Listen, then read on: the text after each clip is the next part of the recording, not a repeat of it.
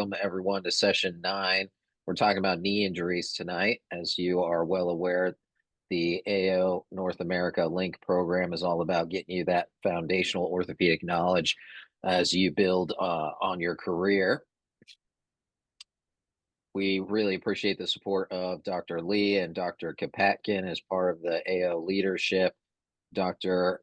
Aker is our chair for AO Link. Unfortunately, he's not going to make it tonight. We're bummed that he'll miss out, but we have an excellent lineup to make up for it. So, as usual, I'm Taylor Young, as you well know. Dr. Douglas Passy. Am I saying it right, Doug? Pretty close, Hossy. Passy, perfect. He's filling in for Phil, and so he's going to help us run the chat box tonight. And then we have two excellent guest faculty who we'll get to in a sec. Doug, tell us a little bit about where you trained, where you're from, and maybe any pearl of advice for the students as they, at least those who have matched as they navigate these last few months before their residence. What's the best way to spend their time? Yeah. I'm from Minnesota, but I trained at the University of Kansas for residency, and then I went down to UT Houston to do a trauma fellowship. So kind of just took the highway down 35 and then made my way back to mid-Missouri. So I'm at the University of Missouri in Columbia now. As far as what to do before residency, honestly, this is the last time you had to be free, so just go be free. Don't try and study any orthopedics. You've done that already on your away rotations. You studied hard in school, so you got into a residency, and just enjoy life so you can hit the ground running. That's what I did too. So our guest faculty tonight, we're going to bring in the sports perspective and the trauma perspective as we talk about knee injuries. But little known fact, Nate Bose is my favorite orthopedic surgeon who I've rode a bike to Alaska with. Nate comes to us. Well, Nate, tell us where you're from and what you're doing. Yeah, no, absolutely. Taylor and I spent a lot of miles on the bike together, so it's good to be.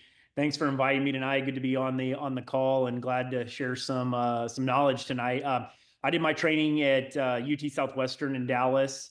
I then went and did a sports medicine fellowship at Stedman Hawkins in Greenville, South Carolina. Now I'm back at UT Southwestern Parkland as faculty doing sports medicine there.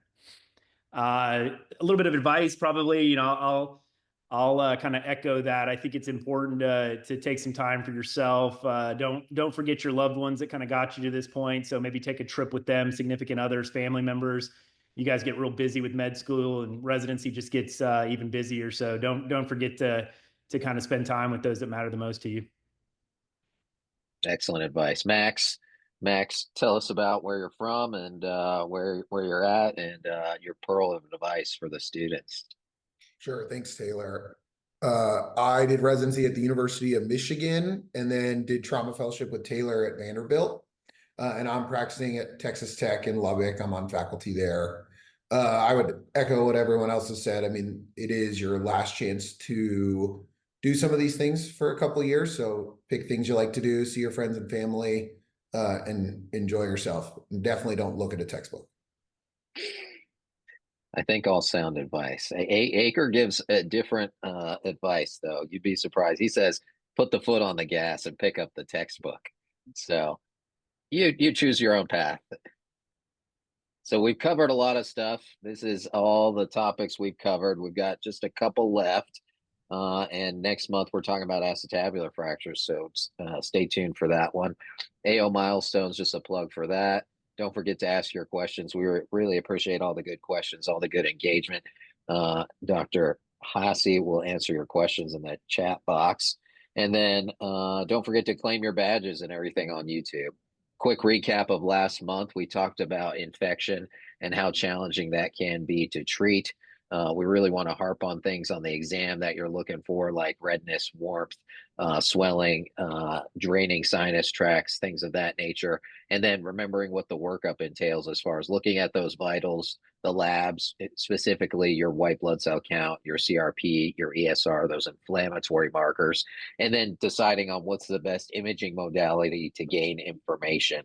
And then when you're doing surgery, making sure you're getting good culture results so we can help out our infectious disease colleagues as we figure out what are the best antibiotics to treat this infection.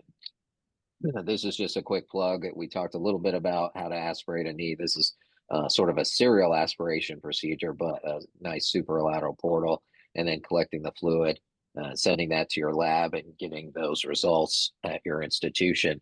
And then otherwise, when we think about infection, we want you to really think of it as a spectrum, and how sometimes there are medical infections that are largely things that aren't going to do well with surgery, or and others that are surgical infections that are things like septic arthritis, deep abscesses, and implant related infections that aren't really going to get better unless you pull the trigger and do something. And we want to make a quick plug for you to pick up a book at some point and review the fracture related infection criteria and the MSIS criteria for prosthetic joint infections. Those are always good things to be aware of. When you do surgery on these, you want to really be thoughtful with your irrigation and debridement. Some people might say debridement and irrigation. The solution to pollution isn't dilution, it's a knife. And so you want to pick up that knife and do a good debridement, and then you want to irrigate. You want to give appropriate antibiotics and get good culture data, and then sometimes use drains and other things to manage dead space. And so really the principles that we encounter, are we going to keep our implants in, or are we going to remove them? Because stability is really important as we treat infections.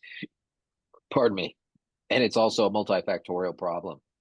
You really want to consider the whole patient, all their factors that impact the outcome, and then surgeon factors that may impact the care of the patient, our OR time and other variables that matter. And then sometimes the injury factors are things you may not be able to overcome, like massive open wounds with gross contamination. And then ultimately, it's a multidisciplinary problem. We rely heavily on our infectious disease teams for antibiotic recommendations, and then plastic surgery and vascular surgery to manage some of these injuries as well. But tonight we're talking about knee injuries. We're going to try to run the gambit. We're going to try to talk about dislocations, ligaments, fractures, you name it. And so we're really going to try to cover a lot around the knee and hopefully give you some different perspectives and maybe have some interesting debate here. The objectives for tonight, we really want you to understand what is an emergent versus a non-emergent consult when it comes to the knee. And so we're going to try to make that abundantly clear. And then you want to really get a sense of the anatomy. We always say anatomy is power. We're going to dive into that first. And so also we'd like you to be able to differentiate different types of extensor mechanism injuries, because around the knee, that's one of the most important structures in terms of the function of the knee. And lastly, we've talked about it a little bit before, but we're going to rehash that Schatzker classification as we talk about tibial plateau fractures, because that's pretty high yield for your morning trauma conferences. So let's dive into the anatomy first. Max, tell us about, when you're seeing patients with knee injuries, what are the neurovascular structures that you're most concerned about, or that are really in the forefront of your mind? Sure. I think in the back of the knee, which is the picture on the left of the screen there, the things we think about are the popliteal artery runs right behind the knee. It's very close to the bony structures, like a few millimeters. As the knee flexes, it gets a little further away, but it's right there. And then the neurovascular bundle as well. One of the cases coming up will have some injuries to that. And so just understanding how the common perineal nerve associates with the fibula as it wraps around anteriorly. In the front of the knee, the big thing, that you can get asked about or talked about are those geniculate arteries as they come anterior and go next to the tibial tubercle. So in some pediatric knee fractures, we worry a little bit about those causing compartment syndrome. So of the important things we look for in the ER, those are the big ones. Perfect. Yeah, that's a good summary. And then Nate, take us through the ligamentous structures, since that's your territory.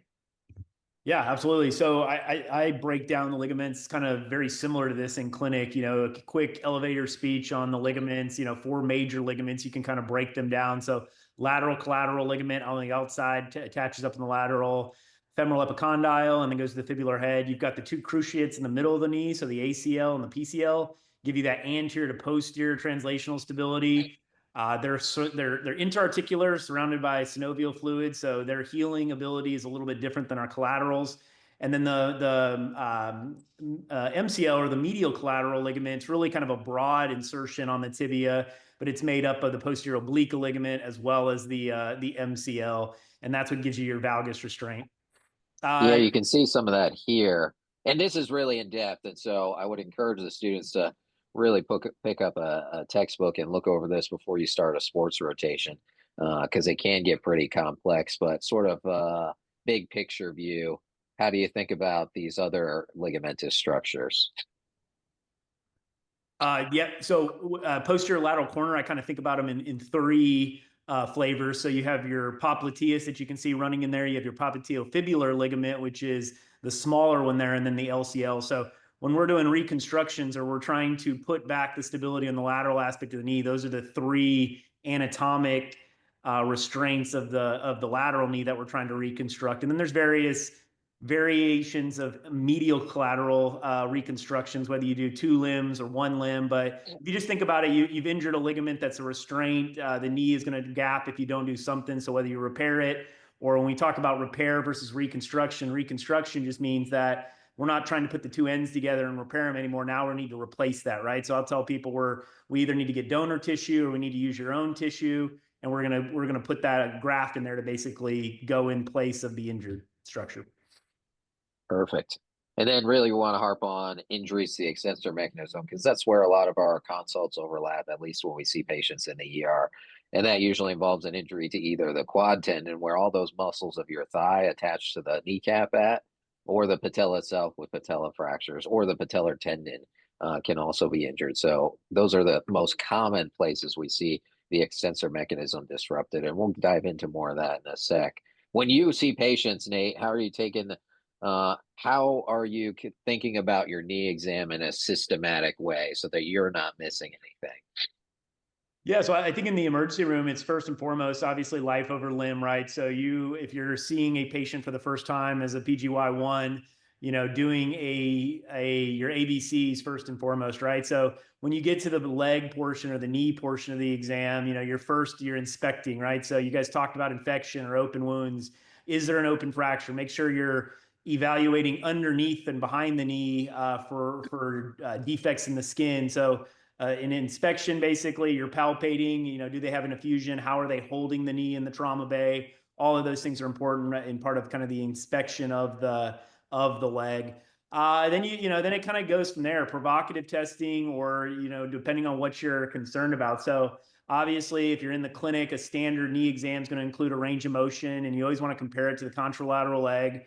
I have on here basically just three of the most important ones that you guys probably need to know pretty early on. So obviously the Lockman exam, and we can talk a little bit more about that, but it's basically the anterior drawer and the Lockman are trying to assess the anterior cruciate ligament.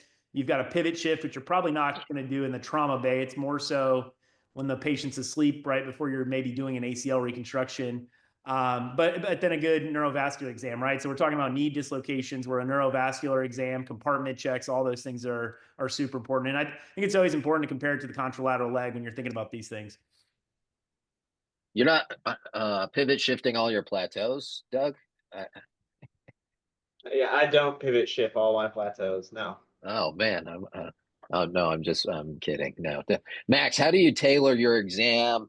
Obviously Nate's clinic exam is going to be a lot different than our ER exams. What do you think? Anything different you'd add there? I think just the key point is checking the other knee. Everyone's knee is a little bit different, and so having that internal control can be really beneficial just to get a sense of, is this an auto-reduced knee dislocation or is it something else? And then, before you grab someone's leg and lift it up and move it around, having an x-ray is a good idea in case it's broken also, because you're not going to get a good ligamentous exam if they've got a plateau fracture. So just not, if you see a knee effusion, it doesn't mean you do the exam right away. It's important to make sure, that there's no fracture underneath there that you're going to move around and hurt the patient without a lot of information. Yeah, I think that's an important point, right? These are some tests that you're going to jar the leg a bit, and you want to make sure patients have some at least reasonable level of pain control, because they won't be happy with you if you start yanking on their knee and they've got a bad injury. So just be mindful that the patients are people. So Nate, take us through this graphic here about some of the important maneuvers that you do with sports patients, at least. Yeah, I'll kind of, there's a lot here, so I'll kind of go through. This might be a good thing for you guys to screenshot and just kind of put in the back of your mind when you get to your sports rotation, or really any rotation, and you're looking at the knee. But we talked a little bit about the Lockman. So the Lockman, the purpose of that is knee bent at 30 degrees, and you're trying to translate the tibia on the femur and basically grading how far it translates anterior, and then whether or not it has an endpoint or not. And you'll get better used to doing this exam and what that feels like. Pivot shift we mentioned. So the Lockman looks at anterior to posterior translation, which obviously it's going to be increased if you don't have an ACL, right? And so pivot shift is really trying to see how much rotational, it's assessing the posterior lateral bundle of the ACL. So it's another exam to see if there's increased translation related to a deficit in the ACL. PCL exams, so the probably the most common is your posterior drawer. A lot of times people just pick up the leg, put it in 90 degrees, and see if you see a big sag sign from the femur to the tibia. So that's a positive posterior drawer. Varus valgus testing is just like you would think at 0 and 30. You're basically trying to put the leg in 0 and 30 degrees, and then you're putting force either in the valgus or the varus direction. And as you'd imagine, if the MCL or the medial ligaments are out, that's going to gap medially. If the LCL or the posterolateral corner is out, it's going to gap in the varus direction. And there's ways to isolate whether it's a pure collateral ligament at 30 or whether you may have some cruciate involvement at 0. So you want to make sure you do them at both 0 and 30. Posterolateral corner, the dial test, you have the patient completely prone. You have their knee either at 90 or approximately 30 degrees. And you're basically comparing it to the contralateral side where you're going to externally rotate the foot. You're going to look at how it aligns with the femur, and then you're going to see a greater than 30-degree difference compared to the contralateral side as a positive dial. So not 30 degrees in general, but 30 compared to the contralateral side. Then there's a whole bunch of meniscus. You can imagine the meniscus. I always tell patients kind of like the brake pad in the knee. They protect the cartilage. If you have a tear that's unstable, that little tear wants to move around, and now you can have mechanical symptoms. So all these tests are basically compression type tests where you're trying to elicit that unstable tear moving and causing the patient's symptoms. Patella apprehension sign is where you have their leg straight, and you're basically, if your MPFL or your medial structures of the patella are out, if you push that patella lateral, patient's not going to like that at all if they have a medial reticulum or an MPFL injury. So they're going to resist you. They're going to tighten their quad. They're not going to allow that. Wilson sign, we'll kind of skip on that. You don't do it as much, but basically looking for OCD lesions or cartilage lesions. Again, it's more of a compression type test with internal, external rotation. So all good. Yeah, I think. Yeah. Oh, no, I was just going to say the only plug I'd make is maybe look at some videos on YouTube. There's tons of good examples of these tests and exams, and then also practice a ton, right? Like that's really the key is practice on your colleagues, that sort of thing. Yeah. Perfect. That's a great summary. Taylor, if we're giving advice to the new residents or the people who are starting residency, one thing that really helped me is, if you're on your sports rotation and you're going to the OR after these people are asleep, and you know what the diagnosis is already, perform some of these provocative maneuvers because that's the best time you're going to get that exam. And so that really helped me in residency to kind of then be able to translate that into clinic of really fine tuning how to do these examinations because they're completely relaxed at that point. Yeah, and you want to know what you're trying to fix too, for sure. And so that's an important part of those sports procedures, at least as I remember, I think. Perfect. So let's jump into some cases to kind of take home some of those points. Max, I think you sent me this case. This is a 57-year-old female. She fell up the stairs somehow, impressive nonetheless, and landing on the knee. And take us through this case and what your arrow is pointing to here, and then what you like your residents to do when they're seeing a consult like this in the ER. Sure. So this lady was unable to ambulate after they fell. They were brought into the emergency room. These are bilateral knee x-rays. I think the big thing the arrow is pointing at, and you can really see it on both sides, is some suprapatella, edema. The soft tissues there look swollen. And then there's not a great measurement for it like there is in some of other places, but just both of those patellas look low and sort of tilted up away from the knee. And so the provocative maneuver that was performed was a straight leg raise, which the patient was unable to do bilaterally. And so they had bilateral quad tendon tears, which is something you see in sort of obese patients who kind of fall and have a direct impact on both knees. The quads just pull right off of patella. Perfect. Are you getting any other imaging there? So we did get MRIs, I think with a positive straight leg raise and those x-rays, and ultrasound would be plenty. We don't have great musculoskeletal ultrasound, and this person kind of came in overnight. And so MRIs were ordered. They weren't particularly good MRIs, as you can see from the cutoff there on the picture on the right. But here you can see like a hematoma or swelling and an absent quad tendon there at the bottom of the femur. Great. And so then how do you fix that in your hands? Sure. So we fix them both at the same time. You can let them weight bear once you get them fixed and locked straight. And so I did it relatively acutely, kept them in the hospital and fixed them the next day. And on this particular case, we used suture anchors, 2 suture anchors, non-absorbable sutures into the quad tendons and dock those down into the patellas. So they're radio lucid suture anchors, so you can't see them here.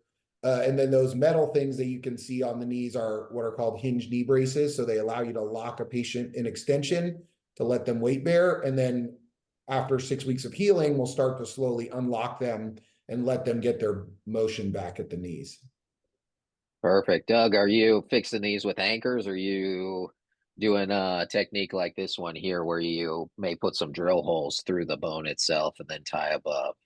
Yeah, I started with just usually drill holes, but I've gone to kind of a combination technique where I'll do both drill holes and then a pretty large anchor that has 3 separate sutures in it. So is there any difference in outcomes? No, but it gives me a little bit more peace of mind. And I Nate, let it move a little sooner. Nate's probably an anchor guy, if I had to guess. I'll even one up it. I got really sportsy, so I'll do some suspensory fixation where I usually tight rope sometimes and go through interosseous and then pull it up, and you can retension it. So, but yeah, I think for y'all for the students on, it's important to just kind of think of. So when we talk about anchors, basically sutures that, as you can think of, that go into the bone, and then you can tie kind of to those, or in these cases, transosseous. I think most studies would show that they're both pretty equivalent. So. There's probably lots of different ways to do this. Yeah, this is just an example showing a patellar tendon injury, but the concept is the same whether you're sewing it from the top or the bottom, at least when the patella itself is intact. So, Nate, you sent me this case. This is a 63-year-old patient who has a patella fracture, it looks like. Take us through how this one's a little bit different. Yeah, absolutely. So AP and a lateral here, you guys can see the patella there, and you can see the lucency. So call this a transverse fracture of the patella here. She came into the emergency room, had a ground level fall at home, and was unable to straight leg raise. So in asking her, can you pick your leg up off of the bed? She was unable to do that without an extreme amount of lag. So she basically had an extensor mechanism that was deemed not intact. So at that point, decision was made to go ahead and fix it. So we fixed it here. So this is a midline incision where you come down on the patella. You can usually work through the fracture, debride the fracture, reduce it with 2-point reduction clamps there. And you can see those are K wires that are just running through the fracture. And then you drill over those. And then these are 2 partially threaded screws that we inserted from the inferior aspect of the patella here. So it's a distraction type force in the fracture, and so these 2 screws are going through the fracture, and then looped through them are kind of what we call our tension band construct, where you have suture tape that goes through them and lays over the top. So in this situation, you can see the wires and the K wires, and that would show up on an X-ray. But in our X-ray, you don't see the tension or the tapes that are going through there, similar to this. Yeah, I think the important points here are that it's an articular injury that you are compressing in a lag by design fashion with those partially threaded screws, and you're getting absolute stability and primary bone healing, and you're sort of reinforcing that with that suture tape or tension band construct around it. What are you guys doing for mobility afterwards? How long do you keep this person in a brace and straight, extended in the knee? So I assess them in the OR, and I've actually gotten a lot more aggressive with how robust my fixation is. But historically, people would lock them out for 4 to 6 weeks, but I get mine going right away. Yeah, I Yeah, did the same. Test them in the OR. If they gap, then I hold them straight. And if they don't, then I get them moving, kind of increasing over a few weeks. I use a braided steel cable, admittedly, so I'm willing to be pretty aggressive. Yeah, I'm pretty similar. I'll keep them locked out for a week and then, or 0 to 30, and then I'll progress 15 to 20 degrees every week till they're out at, 6 weeks or whatever. yeah, I'm similar. Sort of keep them extended for a couple of weeks and then gradual progression similar. Usually like 30 degrees every couple of weeks. I have had some where there are less reliable patients that I have had to even put casts on, but those are sort of anomalies more than anything. I reserve that for the twice failed ORIFs. Yeah. Exactly. So, Max, take us through this case. This one's definitely a bit different. We're probably not getting absolute stability in this fracture. So, what's really the goal in this setting? Yeah, I mean, the goal here, this was an open patella fracture. There's some missing fragments of bone, and I just want to reestablish his extensor mechanism so that he doesn't, need to walk with a knee brace. But you're going to lose some motion here, and the fixation is not as ideal as being able to get two screws. So a very comminuted, you can see it better on the lateral there, but on the AP as well. Open patella fracture. Oh, yeah, it's blown up for lack of a better term. So this patient is clearly a polytrauma patient, open fracture. Obviously, the big points there are things we've covered in the past as far as giving appropriate antibiotics and doing a thorough debridement and irrigation. And then when you turn to fixing this patient, what's the sequence? Just out of curiosity, in this one, it's a little bit off base, but So yeah, I nailed his femur and then performed a thorough debridement. I was worried about his soft tissues, so ended up kind of waiting for the patella until it returned to the OR, repeat debridement, and then fix them up, which I think we have some fluoros of. yeah, did you nail the femur antegrade or retrograde in I this did it case? retrograde through the wound and then put a wound backup over the top of it. Transpatellar retrograde. Yeah, Yeah. yeah, kind of through the fracture that I eventually, after I debrided. Perfect. And so here, you have some nice fluoros showing what you did in that case. Take us through this one a little bit. Yeah, I mean, this was Taylor had just sent me a paper pretty recently when I was doing this case about the wagon wheel technique. And I had been looking for a patient to try it out on. So this ended up being the one. But basically, what this is a similar tension band type construct to what we were talking about before, but using a 2-7, what we call a recon plate, which just means it's got those cutouts. So it's malleable. And you kind of mold it to the shape of the patella. And then I tensioned it. You can see on the left-hand picture that small Weber clamp or bone forcep clamp tensioning the plate together around the patella to gather all those fragments up, and then screws to try and isolate individual fragments.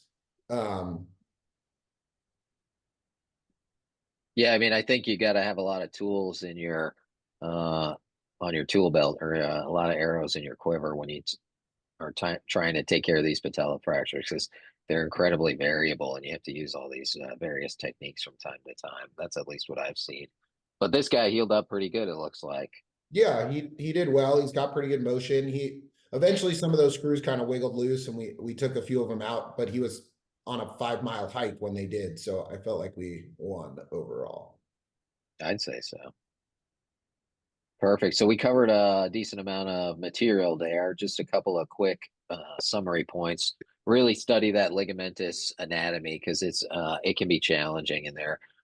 When you have these patients come in with traumatic knee arthrotomies and all these other problems around the knee, you got to really be aware of those structures. And in particular, big red flag for that popliteal artery being really close to the posterior aspect of the knee.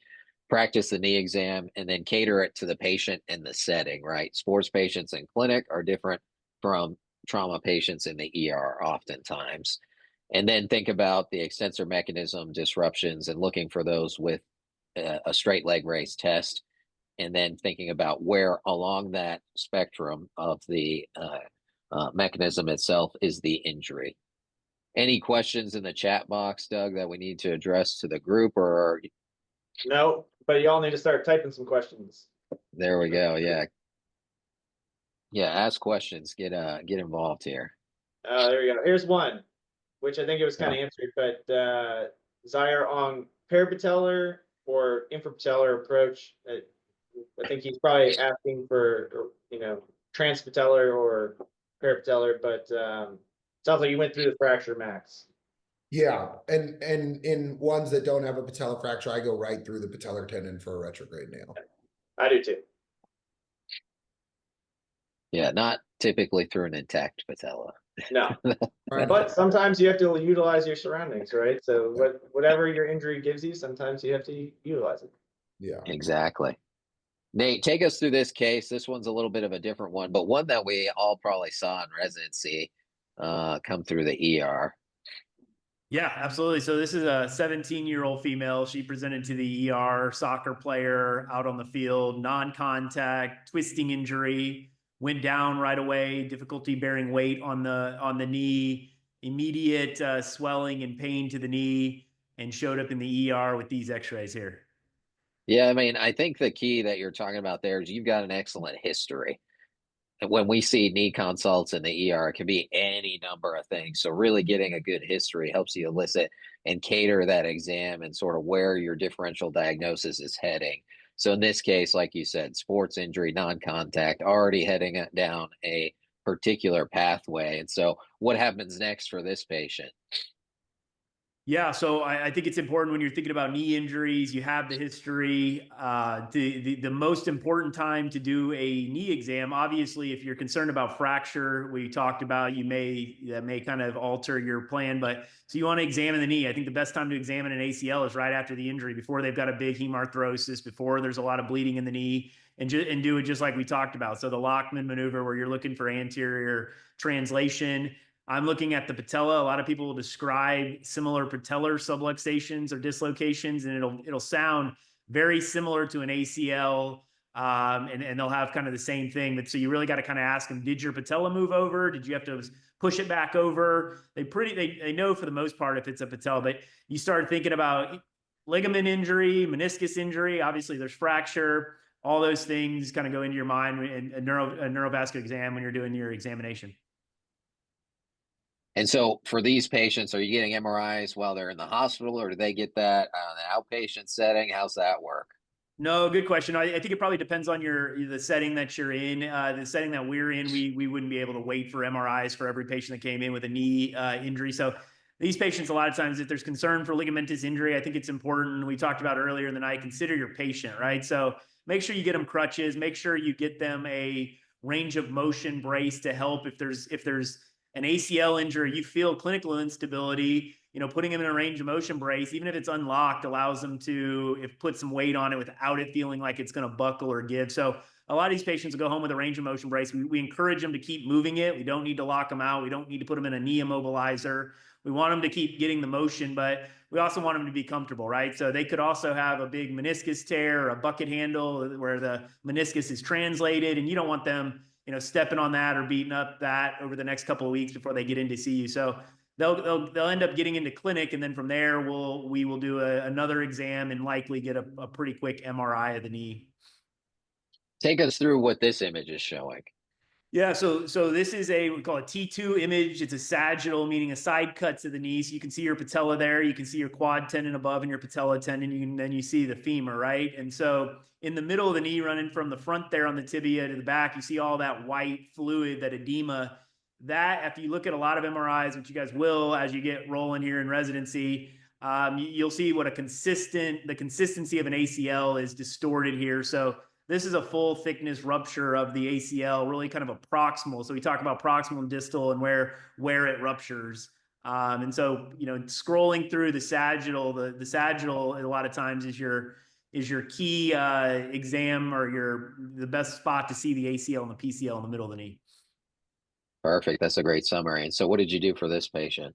Yeah, so this is actually this is from online, but so this patient, in a 17-year-old soccer player who wants to go back and play soccer. There's lots of studies looking at whether you're going to try to, newer things, potentially repair. I think still most very highly active 17 young people with a complete ACL are getting a reconstruction. So your options are either your quad tendon, or you can use your patella tendon with 2 bone plugs on each end, or your hamstring. And it's kind of dealer's choice and whatever you feel more comfortable as the surgeon, and which graft you use after talking to the patient. So most of my patients are either getting a BTB or a quad tendon. So this is the X-ray post-operatively. So things you're looking at post-operatively, you want to, the number one thing we as the surgeon can either make right or mess up is the tunnel placement for an ACL, right? So first thing I'm looking at is, where are those tunnels? Are they coming out in the right spot on the femur? Where is it on the tibia?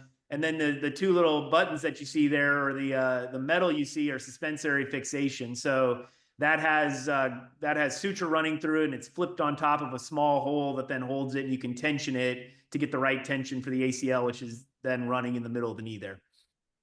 Great. Yeah, this is all done arthroscopically, which we're not doing a ton of, but that's your area of expertise. Take us through this patient, how it's a bit different from that last one. Yeah, absolutely. So here, 39-year-old male, he was in the trauma bay. So again, you got to think of your setting. So now we're in the trauma bay. We're not in just a room in the ER. Much higher energy injury. Police officer had something that had rolled up, a big object had rolled up and kind of caused his knee to go into a hyperextended position.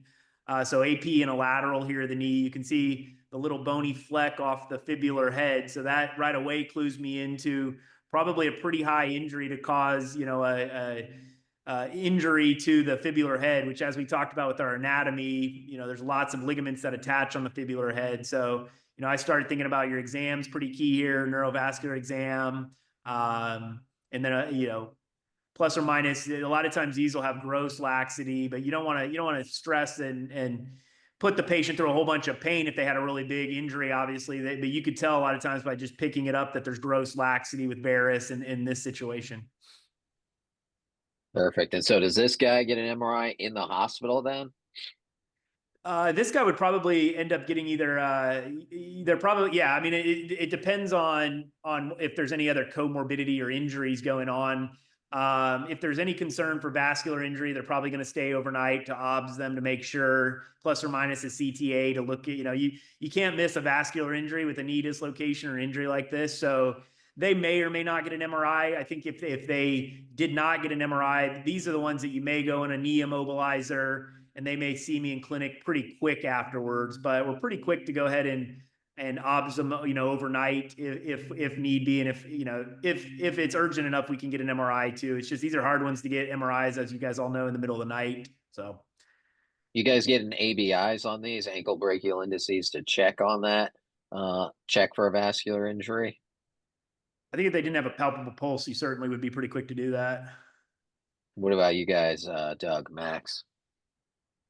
Yeah, I mean, if they don't have a palpable pulse, we tend not to waste the time with the ABIs, and they go right to CTA and get vascular involved.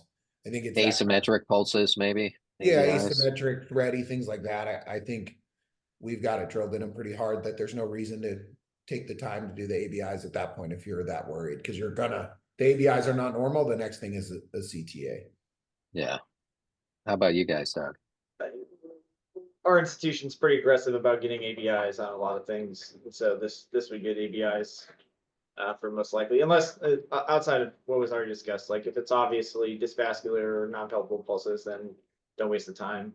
Time is money in that standpoint, right? So for tissue. Yeah, definitely. In this case, Nate, what are we seeing on this MRI? Yeah, so again, we talked about the last one, the ACL here. So you can't see the PCL. It's kind of starting off there in the back of the tibia. And I failed to mention looking at bone bruising patterns as well. So when you guys start looking at these, clue into the bone, because they can also show you, we get so honed into what the soft tissue looks like. So here you can see, so the ACL, again, there's really no ACL there. It's probably moved over or in a different plane there. The PCL is actually intact. And then when you look over here at the coronal, you see the fibular head down there in the bottom right, that bony structure there. And after looking at a lot of these, you can see, so that bony fleck is right above it, the little dark area right there with fluid around it. That LCL is that structure that's kind of looks like a wavy line going through there. That's kind of, yeah, exactly. Yep.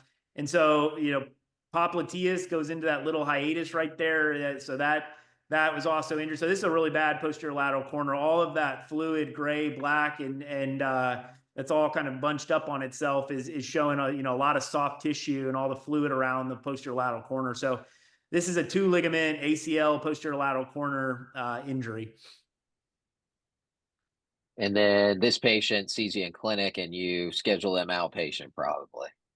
Yeah, exactly. And we could, for time's sake, you could spend a lot of time. You guys, as you get into residency, will talk a lot about, there's lots of different ways to do these, but I think to kind of concise or to sum it up is, again, you could talk about repairing. So in this situation, depending on how big that fragment is, you can try to repair that back with a screw or suture anchors or stitch it or, sutures back.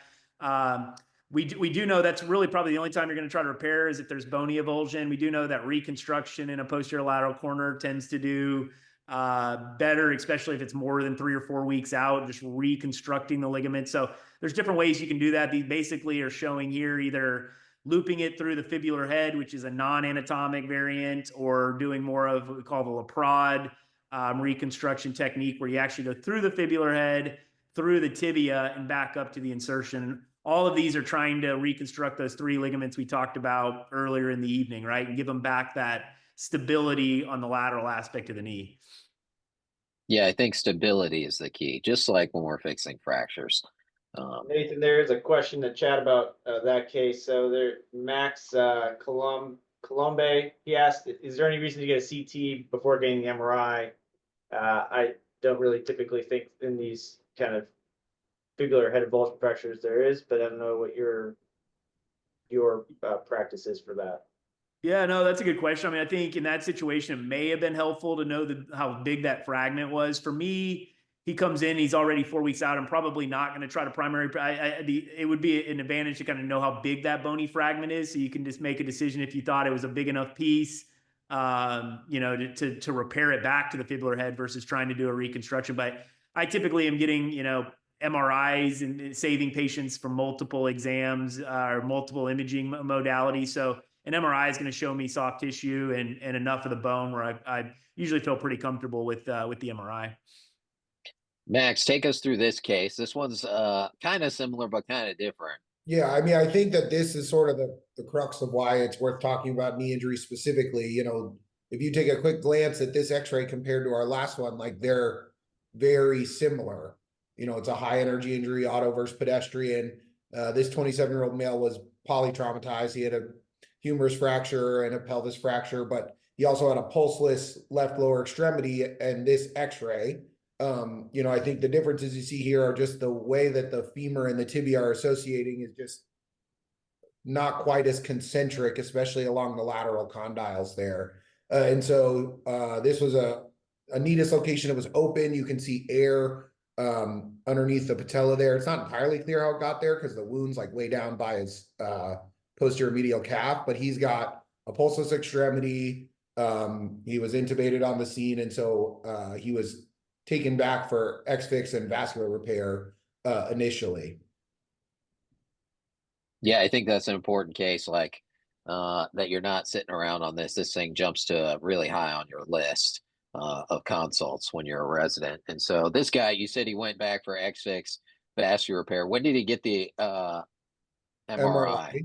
A little bit later. I fixed his pelvis and his humerus, and he was extubated, and then able to talk to him a little bit more. He was not neuro intact either. He had a very dense common perineal nerve palsy.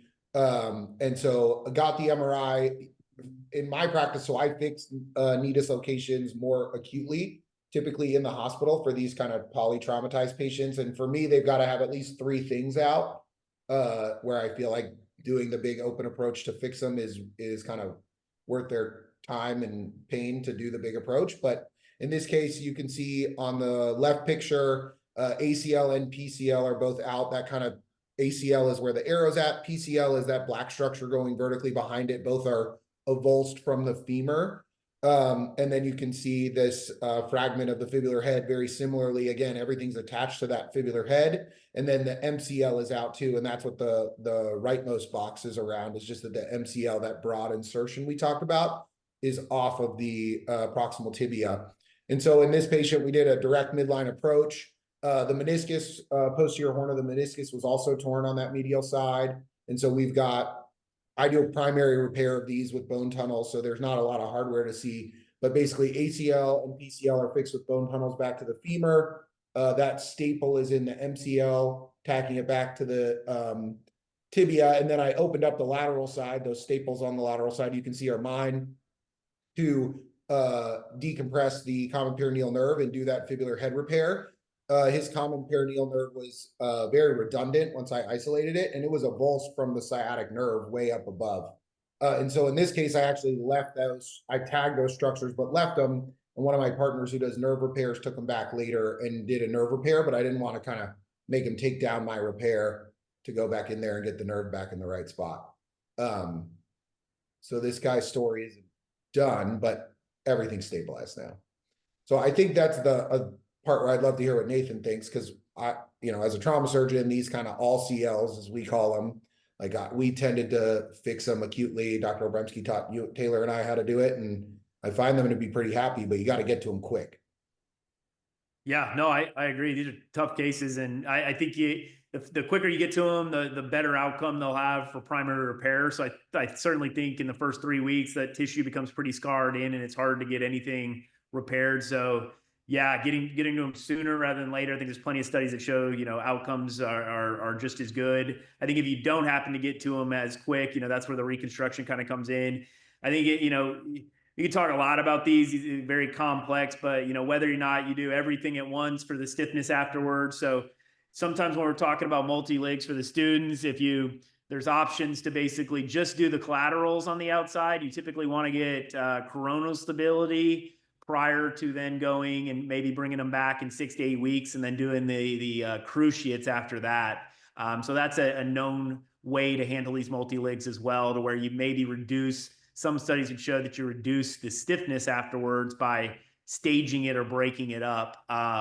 So, different ways to basically do this, but bad injury. So I will say when it comes to common perineal nerve injuries, it's pretty common with knee dislocations. Somebody once told me, and I kind of tell people to think about them in thirds, right? So a third of them get better and in a 6-month time may have no residual deficit. A third of them lack some deficit, so either weakness, foot drop, and then a third of them don't recover anything. So I think if you break it, you need to be upfront with patients who have these nerve injuries, because there is, if you think about it that way, 2/3 of them have some kind of residual foot drop afterwards. So how you deal with that is also kind of an important portion, part of this. Yeah, there's an incredible amount of nuance to these cases, that's for sure. And in this guy's case, he had a lot going on and was in the hospital for a long time. So sometimes it does make sense to try to tackle things sooner. But definitely different ways to approach a problem like this, that's for sure. But excellent discussion. This is another case, actually one of my cases. This is a young man who had an injury during a track event, and he comes in with x-rays like this. And so, Doug, when your residents are seeing this, how should they prioritize this consult relative to, like, they got an open fracture, they got a distal radius, they got a septic knee.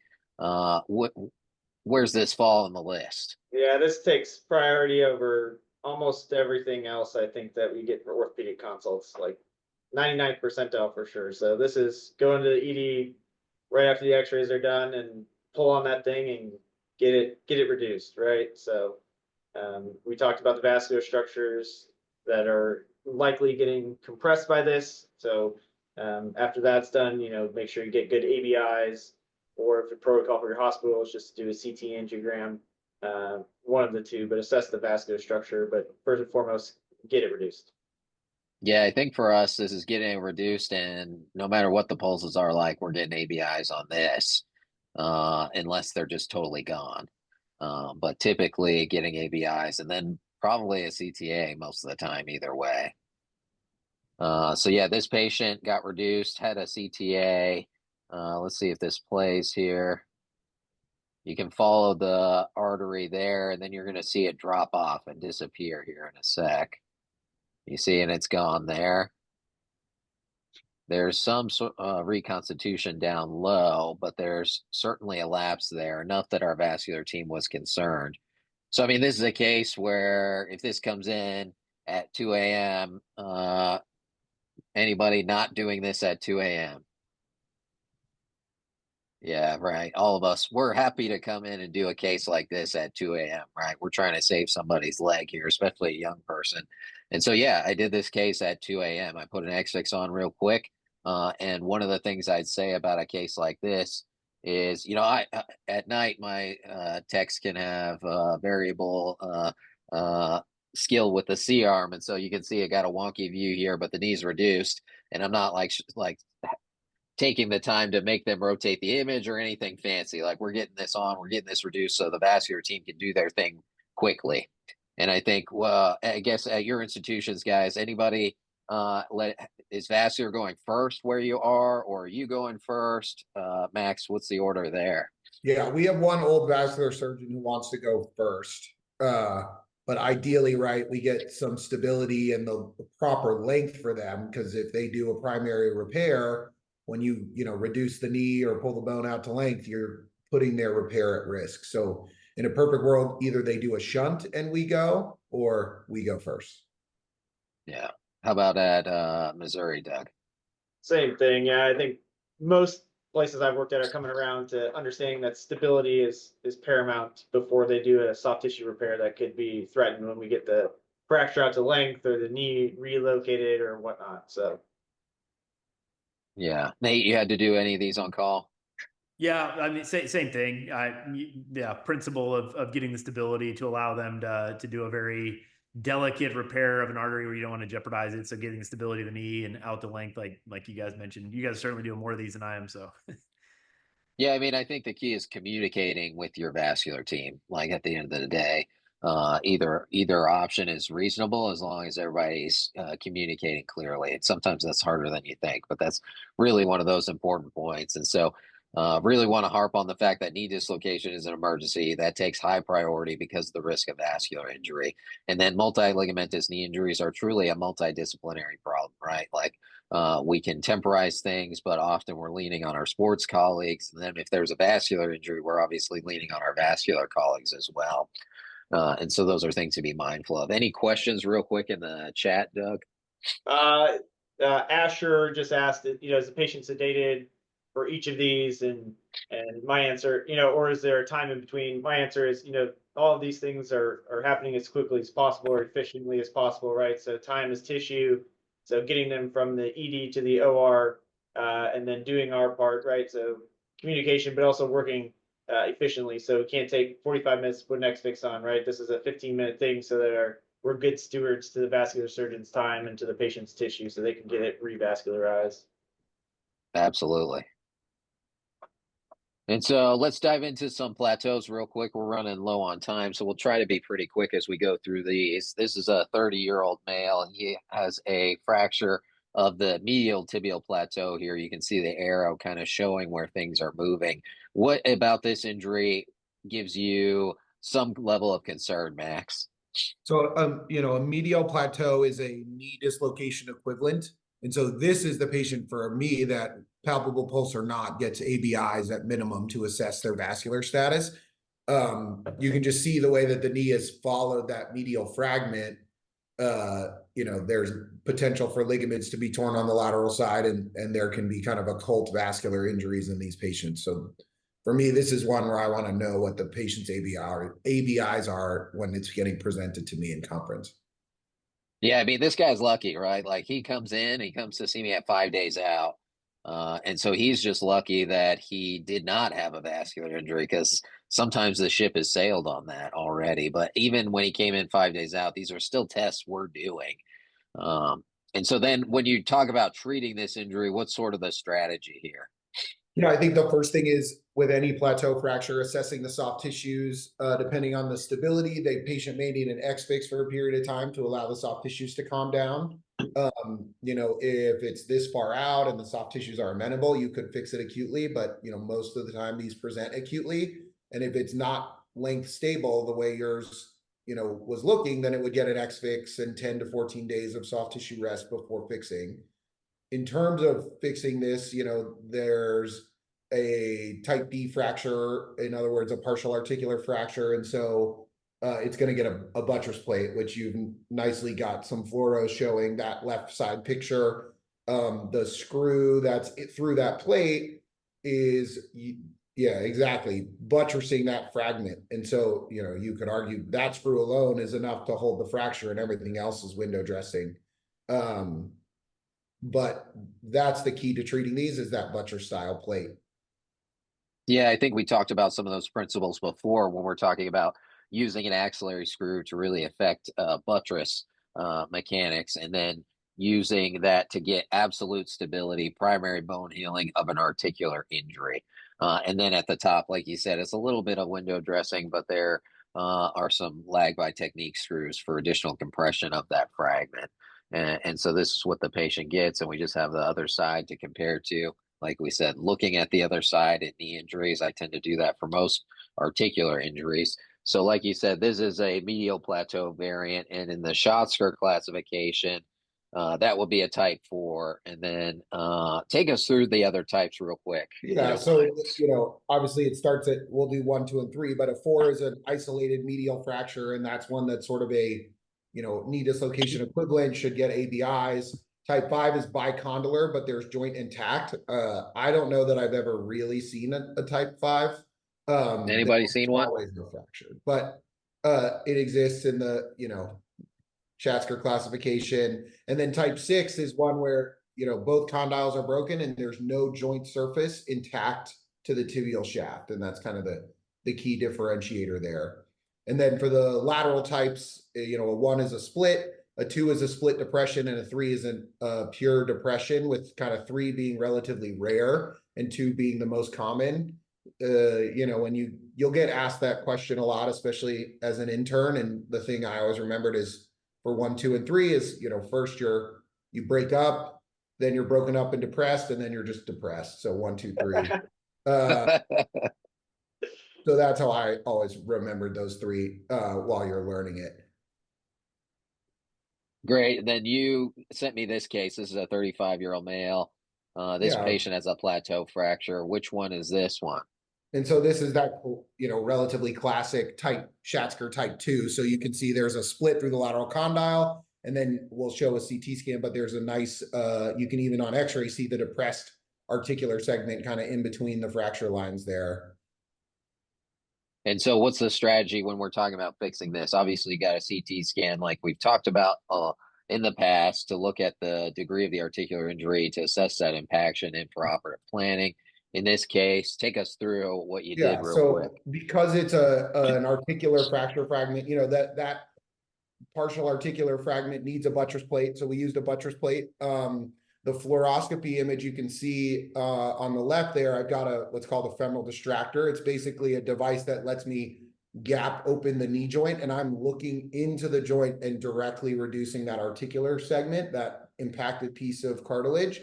You can see the wires kind of holding it up. I pack bone graft behind it to help hold it up, and then I've got rafting screws and a buttress plate on next to it. The only other thing to just know about these is that there's very commonly a meniscus injury as well. And when I open up that knee, I'm fixing the meniscus because I can look at it and fix it with suture. So Max, Kristen asked a question, said, is it preferred to evaluate the menisci with a knee arthrotomy or submeniscal arthrotomy, I think is what she's asking, or can you arthroscopically evaluate it? So are you ever doing arthroscopic assisted plateau fractures? I'm not there. That certainly was a trend, you know, way before my time, to kind of use a scope to look into the knee as well. But with that femoral distractor on and my submeniscal arthrotomy, like I, you know, usually have to reach into that depressed segment, pull the meniscus out, and then repair it back to the capsule. It's typically not a radial tear. In other words, it's the meniscus separating from the capsule and not a tear kind of through that triangular cartilage. So you can just sort of sew it back down. I think the push with, I haven't seen any arthroscopic stuff. I don't know if people are doing arthroscopic assisted reductions and things like that. Has anyone any experience with that? I know there's Hey, there's a study out there looking at arthroscopic assisted reduction and kind of minimal invasive techniques. I've done it in high level athletes, but that's really the only time I've used it.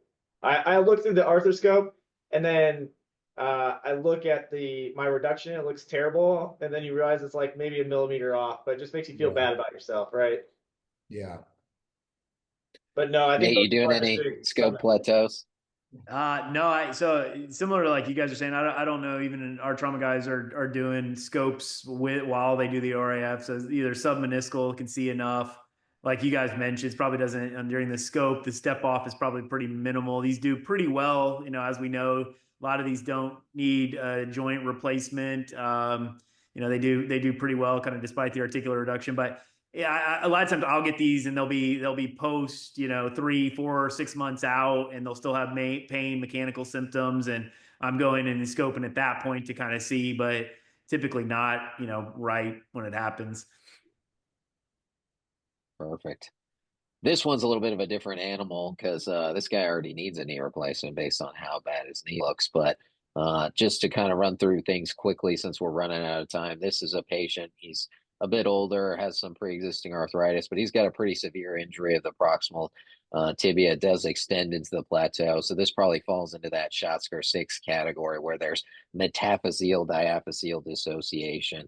And so, in this case, what things are you really worried about in this setting, Max?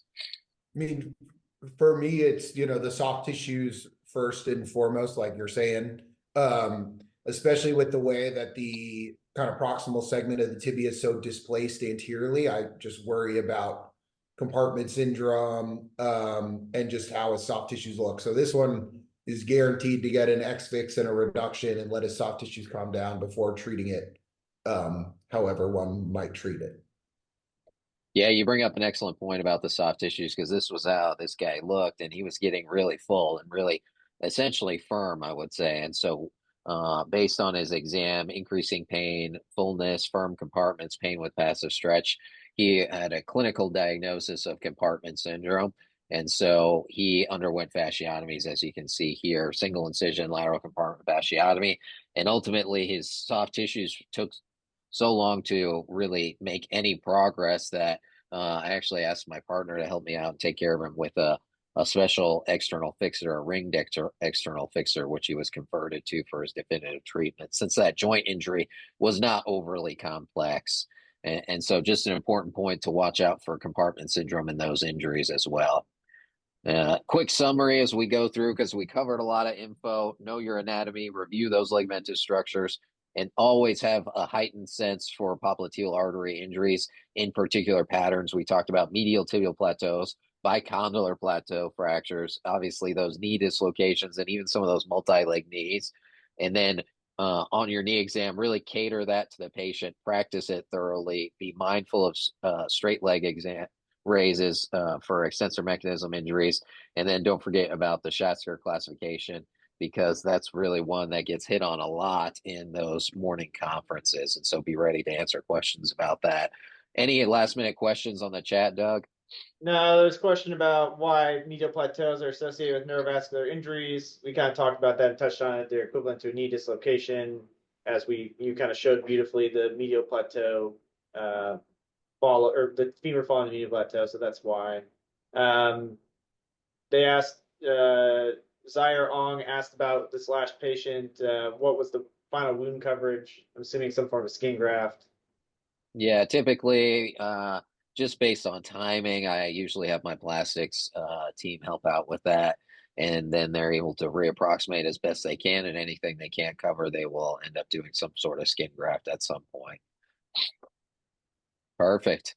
Well, just a plug for next month. It's our last session of the year, and we're going to talk about acetabular fractures. A little bit of a complicated topic, but one we haven't talked about before. Would love to give you a little overview of that at least. And then lastly, don't forget AO 1AO 2025 is happening later this month, and it would be great to have you there. And so think about attending. Lastly, don't forget to get your badges and check out YouTube for the recordings. Otherwise, we really appreciate you guys' time. Thanks for joining us. Appreciate all the insights, and thanks so much for chiming in. Everybody have a good night.